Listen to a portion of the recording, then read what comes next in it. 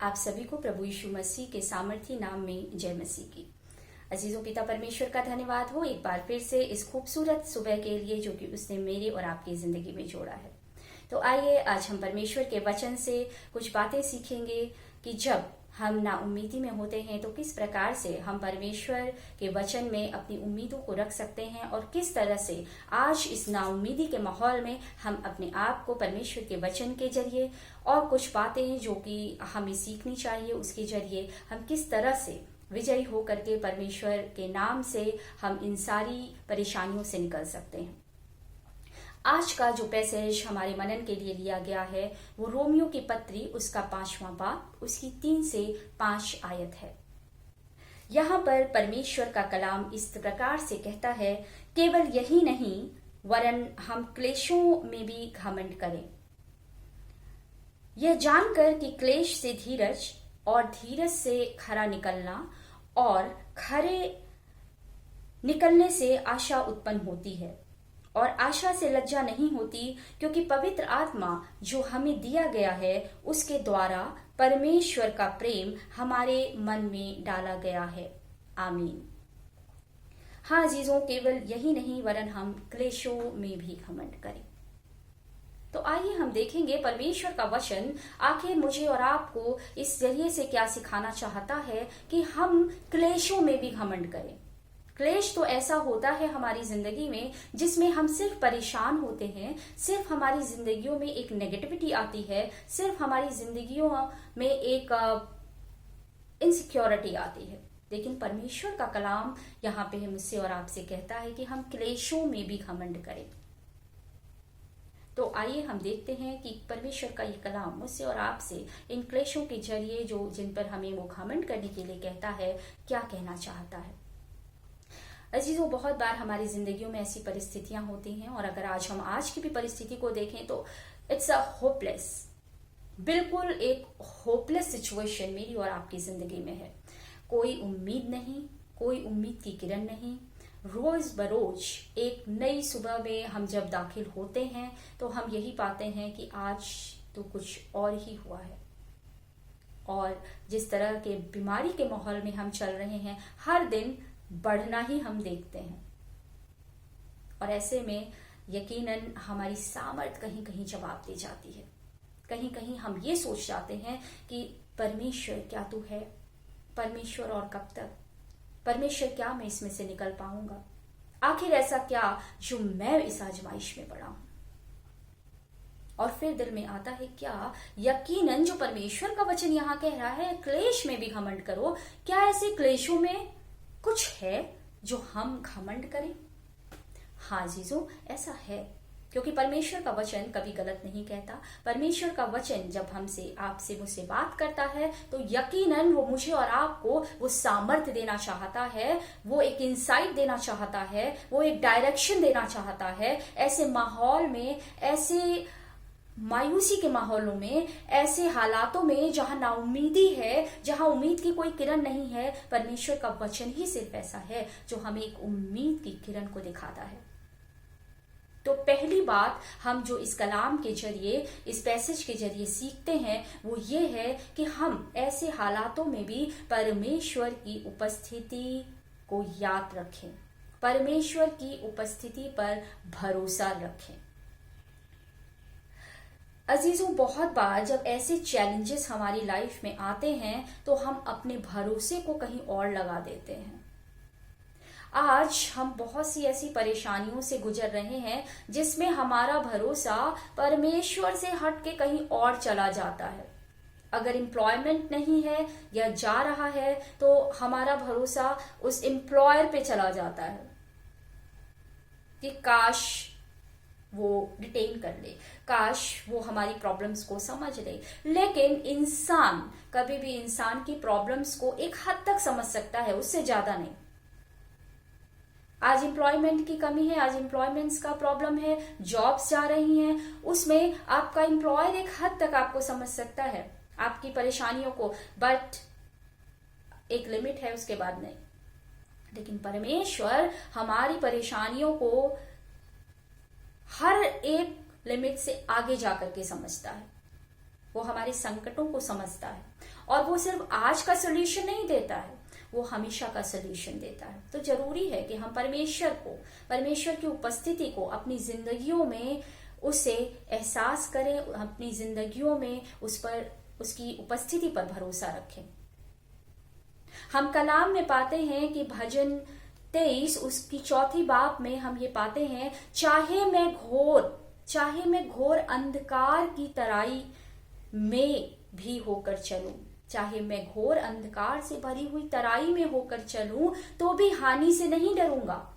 भजनकार यहाँ कहता है कि चाहे वो मौत की वादी हो, चाहे वो घोर अंधकार की तराई हो, चाहे वो जो भी कुछ हो, मैं उसमें चल रहा हूं लेकिन मैं नहीं डरूंगा। क्यों? क्योंकि मैं जानता हूं कि तू मेरे साथ है। अजीजों, क्या आज मेरा और आपका विश्वास भी अपने प्रभु परमेश्वर पे ऐसा ही है? आज चाहे जैसे भी हालात इस महामारी ने मेरे और आपके जीवन में रखे हैं, क्या हमारा विश्वास आज हमसे ये बात कहता है? क्या हम पूरे ईमान के साथ अपनी जिंदगियों में इस बात को, इस गुड न्यूज को, इस एक खुशी को क्या एहसास करते हैं कि हमारा परमेश्वर हमारे साथ है, उसने हमें नहीं छोड़ा है, वो हर हालात में हमारे साथ रहता है।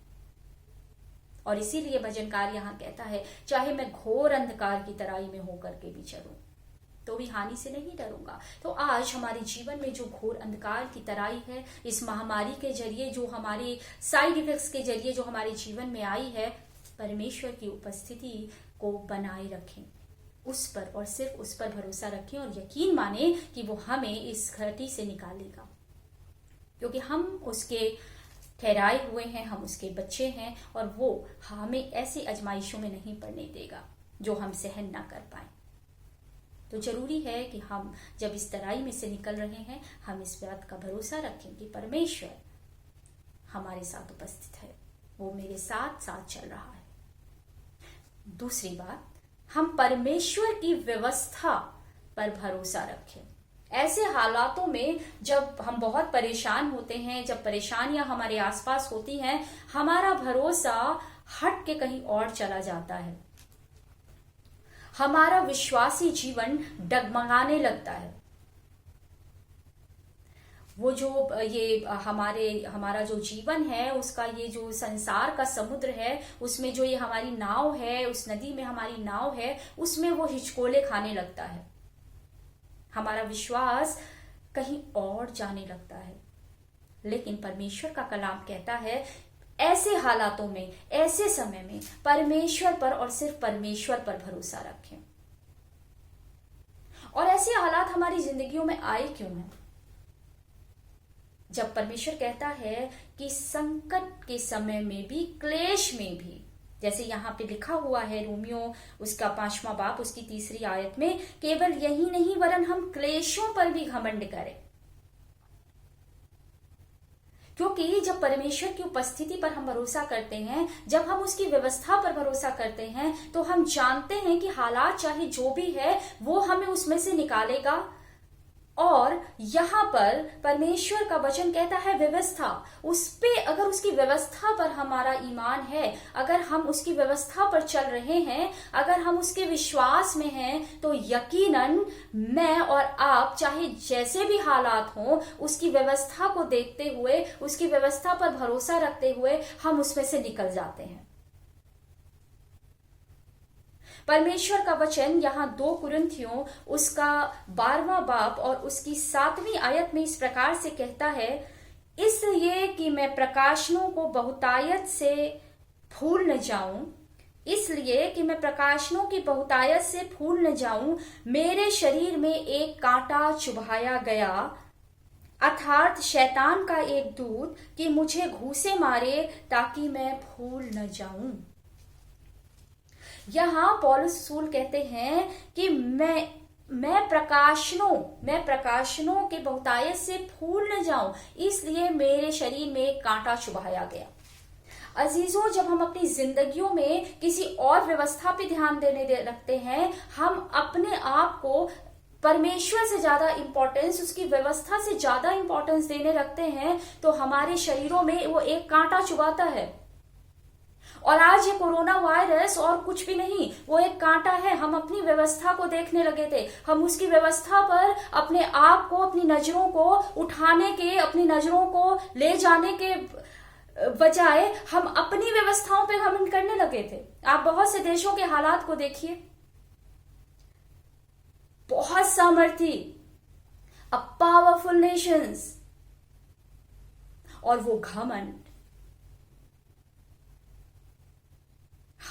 हमें कुछ नहीं होगा, हम सही से निकलेंगे। लेकिन आज वो कांटा उनके जीवन में छुपाया परमेश्वर ने।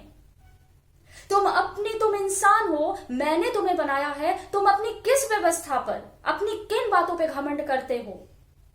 घमंड करना है क्लेशों में करो ना, घमंड करना है कमी घटी में करो ना, ताकि तुम उसकी व्यवस्था को समझ सको, ताकि तुम समझ सको कि मुझसे, परमेश्वर से ऊपर कुछ भी नहीं है। मैंने इस सृष्टि को बनाया है, परमेश्वर ने सृजा है। जब मैंने तुम्हें बनाया है, मैंने तुम्हें अकल बुद्धि समझ दी है हर एक बात को करने की, तो फिर व्यवस्था भी मेरी है। तो फिर आज इंसान उस व्यवस्था पर, दूसरी व्यवस्था पर जब हम अपनी नजरों को उठाते हैं, जब हम अपनी नजरों को ले जाते हैं, जब हम दूसरी व्यवस्था पर घमंड करते हैं, ना कि क्लेशों में, तो वो एक कांटा मेरे और आपके जीवन में चुभता है। आज ये कोरोना वायरस का जो कांटा परमेश्वर ने हमारे और आपकी जिंदगी में चुभाया है, ताकि हम उस घमंड में जो फूल रहे थे, हम उससे नीचे आ जाएं। और जरूरी है कि हम उससे नीचे आएं। आज बहुत खराब हालात हैं, घुटनों पे टिक गई है दुनिया। हर एक के सिर परमेश्वर के सामने झुके हुए नजर आ रहे हैं, घुटनों पे रुक के, घुटनों पे झुक करके घंटों घंटों दुआएं मांग रहे हैं। जरूरी था कि हम पहले जो कमी घटी थी, जो प्रॉब्लम्स थे, उन पर हम घमंड कर लेते। आज हमारे जीवन में ये हालात नहीं आते, लेकिन जब आए हैं तो जरूरी है कि हम उसकी व्यवस्था पर चलें, उसकी व्यवस्था को अपने जीवन में पूरी तरह से ग्रहण करें और उसकी व्यवस्था पर भरोसा रखें। और चाहे फिर वो जैसी भी घाटी हो, चाहे वो मौत की वादियां हो, चाहे वो परेशानियों की वादियां हो, चाहे जैसी भी अंधकार की तराई हो, हमारा परमेश्वर अपने वादे के अनुसार मुझे और आपको वहां से निकालेगा। तो जरूरी है यकीनन परमेश्वर की ये जो व्यवस्था है, मुझे और आपको उस पर सामर्थ रखना है।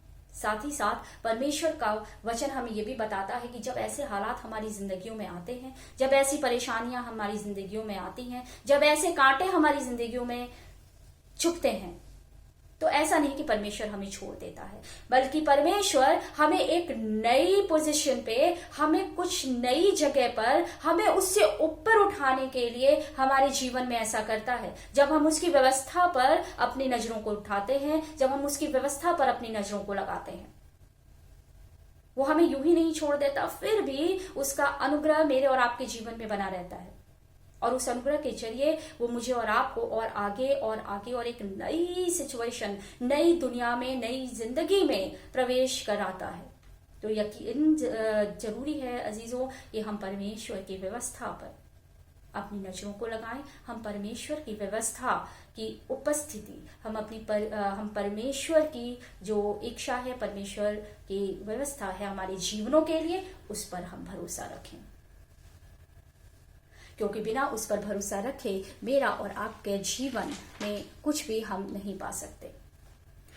तीसरी और आखिरी बात, परमेश्वर की सामर्थ पर भरोसा रखें।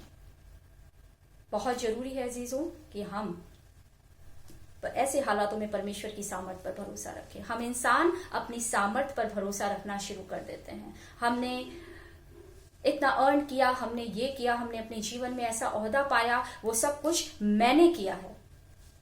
We are mistaken. It's not us who have done this. It is God Almighty who has done this. वो अगर हमें समझ बुद्धि नहीं देता, तो क्या मैं और आज आप जो जिस पोजीशन पे बैठे हैं, समाज में जिस पोजीशन पे हैं, अपने ऑफिसेस में जिस पोजीशन पे हैं, was it possible? Without the intervene of the God in our life? No, never.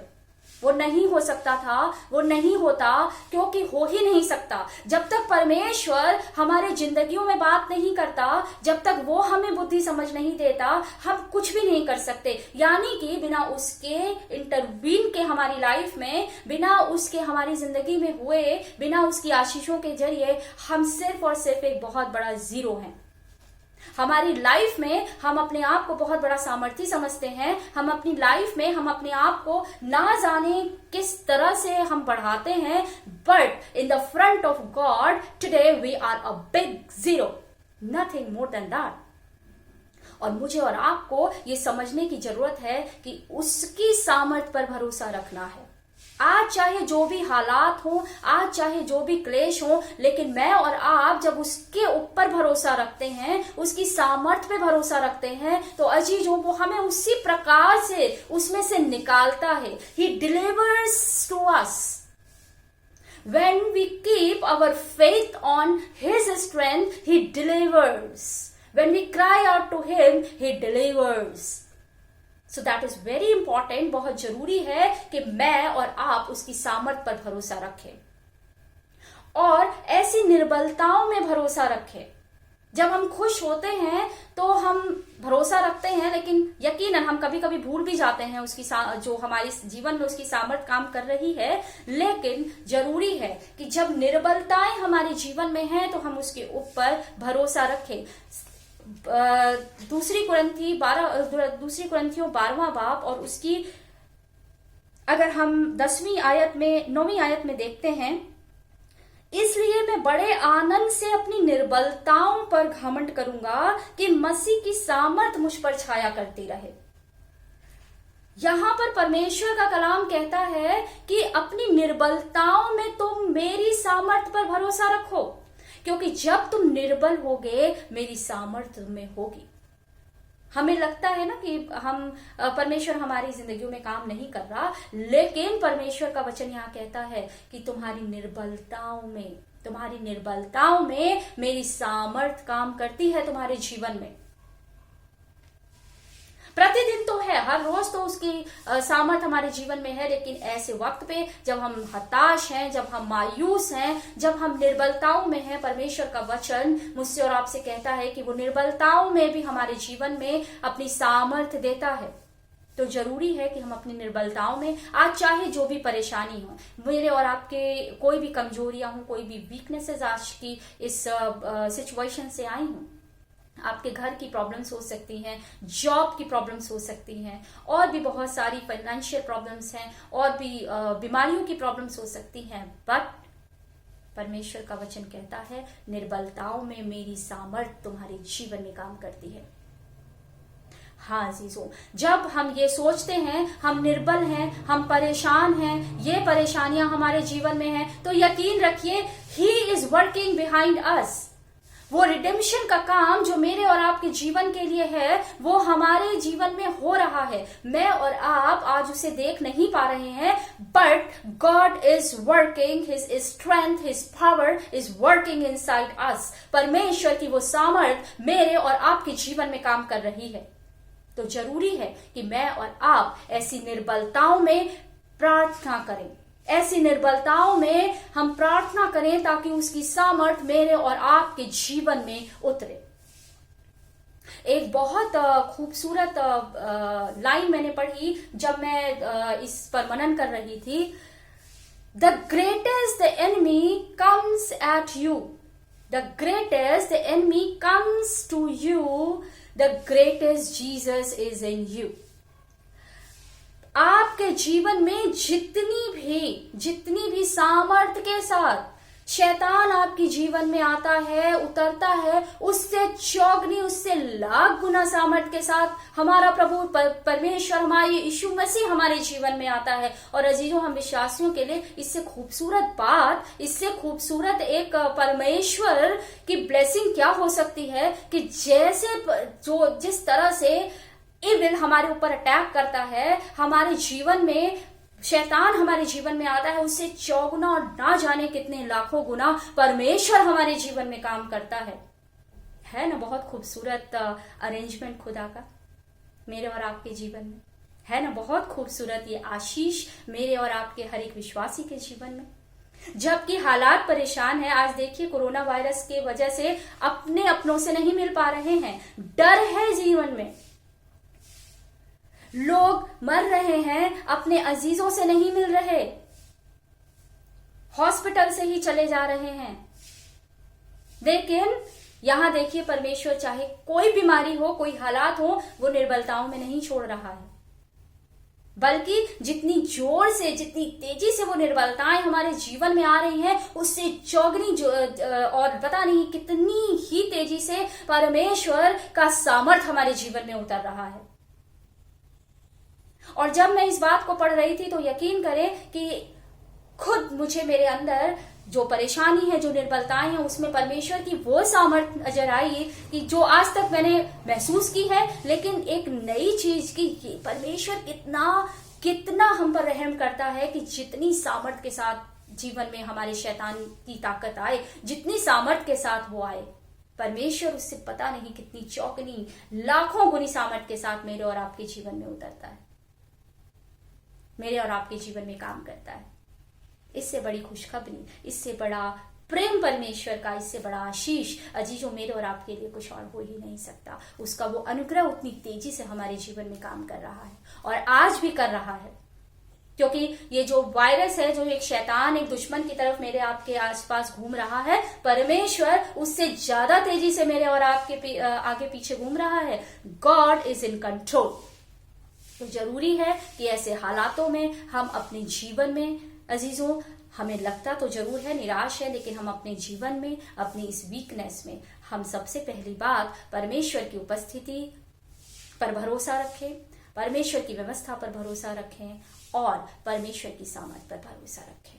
आज चाहे हालात जैसे भी हों, चाहे कुछ भी है, लेकिन परमेश्वर हमें उसमें से निकालेगा। और अंत में मैं आपके साथ एक आयत शेयर करना चाहूंगी, जिसने आज एक और नई उम्मीद, नई सामर्थ मेरे जीवन में दी है और आप भी इससे आशीषित होंगे।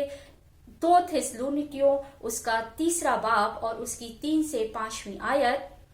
परंतु प्रभु सच्चा है, वह तुम्हें दृढ़ता से स्थिर करेगा और उस दुष्ट से सुरक्षित रखेगा। हमें प्रभु में तुम्हारे ऊपर भरोसा है कि जो जो आज्ञा हम तुम्हें देते हैं तो उन्हें तुम मानते हो और मानते भी रहोगे।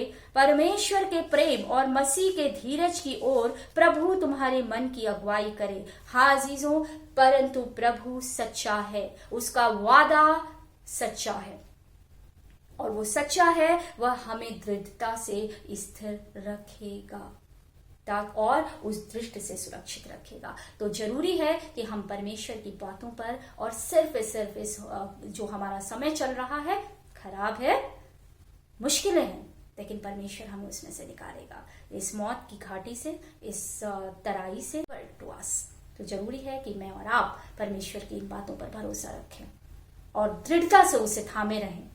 वो दुष्ट से हमारा छुटकारा दिलाएगा। और अंत में फिर एक बार इस बात को मैं दोहरा करके खत्म करूंगी कि यकीन करें इस बात पर, the greater the attack of evil is in you, the greater the attack of evil is in you, greater the Christ is in you. परमेश्वर हम सभी को इस वचन के जरिए आशीष दे। आमीन।